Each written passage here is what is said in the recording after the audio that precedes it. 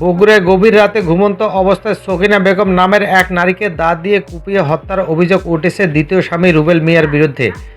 এ সময় মেয়েকে বাঁচাতে এগিয়ে এলে সাবেক শাশুড়ি আনোয়ারা বিবিকেও কুপিয়ে জখম করা হয়। পরে হাসপাতালে চিকিৎসাধীন অবস্থায় আনোয়ারা বিবির মৃত্যু হয়।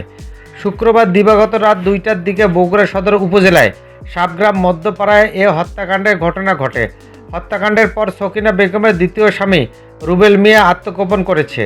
তার বাড়ি বগুড়া শহরের আকাশতারা মধ্যপাড়া এলাকায়। পুলিশ ও পারিবারিক সূত্রে জানা যায়, প্রায় 20 বছর আগে সকিনা বেগমের সঙ্গে সারিয়াকান্দি উপজেলার হাসানাপাড়ার বাদশাহ মিয়ার সঙ্গে বিয়ে হয়। সেই পক্ষে 18 বছরের ছেলে সন্তান রয়েছে। বিয়ের কয়েক বছরের মাথায় বাদশাহ মিয়ার সঙ্গে সকিনা বেগমের বিচ্ছেদ হয়। এরপর সকিনা তার প্রথম পক্ষের সন্তান সাব্বির হোসেনকে নিয়ে বগুড়া শহরে সাবগ্রাম এলাকায় বসবাস শুরু করেন।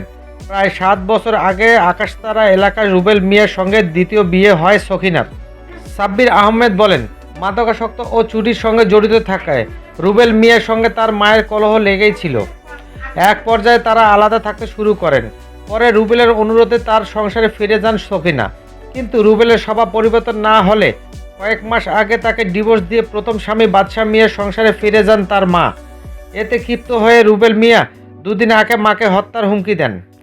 বগুড়া জেলা পুলিশ মুখপাত্র ও অতিরিক্ত পুলিশ সুপার সুমন রঞ্জন সরকার বলেন, প্রথম স্বামীর কাছে ফিরে যাওয়ার জেরে দ্বিতীয় স্বামী রুবেল মিয়া তার সাবেক স্ত্রী ও শাশুড়িকে দা দিয়ে কুপিয়ে হত্যা করে আত্মগোপন করেছেন। ঘটনা ঘটার পরপরে বাড়ির পাশে বাঁশঝাড় থেকে রক্তমাখা দা উদ্ধার করা হয়েছে।